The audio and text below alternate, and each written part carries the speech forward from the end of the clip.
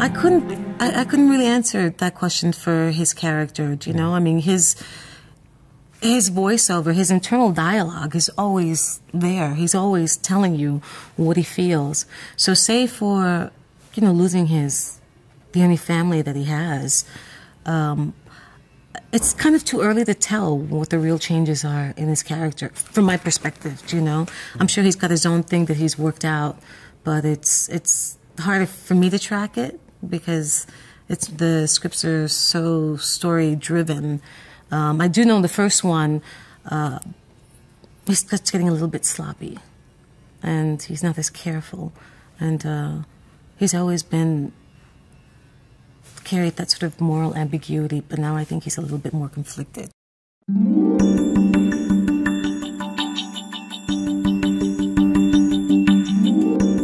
In some ways, she's so masculine, she's so alpha. Really. And part of the whole attraction with Dexter, it's like if you can imagine the bigwig in the office, the head cheese, the CEO who flirts with all the women, and there's the one that's completely uninterested, and that's the one he's like, that's the one I want, do you know? Right. And I think largely that was what was going on with La Huerta. I mean, she was attracted to him, and still is, I think, but it's something that she can't get at with him.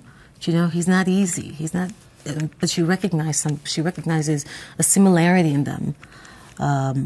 So I think that was what sort of kept feeding it. And now I think she's got other things to contend with.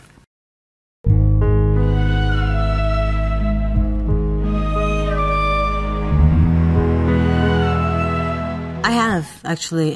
It was a lot... the character of La Huerta was very clear to me last season, and even though some of the things she did were unlikable, it was very, very clear to me what her motivation was and who she was as a person. Even though it was the audience, you sort of had to guess at it, you know, because it was never really written out.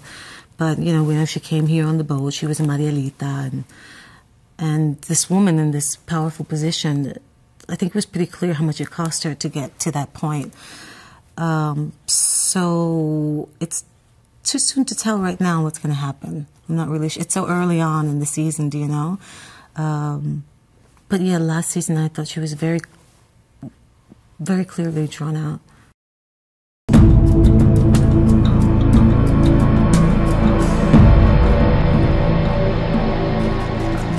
Actually, there was this one woman in Miami. We stayed in the hotel, and I kept watching her because every time she came around, she was so incredibly, just exuded this power. And every time men were around her, she was sort of just very confident, spoke in a very low tone, and they would always just stand around her like at attention. And it was effortless. She just sort of commanded what she needed and didn't make too much of a fuss. And so I used her a little bit. She was really interesting to me.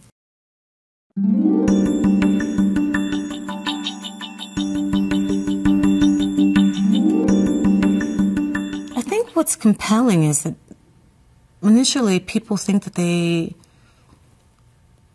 just the idea of it, of the show, you know, a serial killer who kills serial killers is so off-putting. And you think that there's nowhere in your being or psyche that you could possibly relate to that kind of person. But when you see the similarities, you know, that there are more similarities and there are differences, and you know that old expression, there, but for the grace of God go I.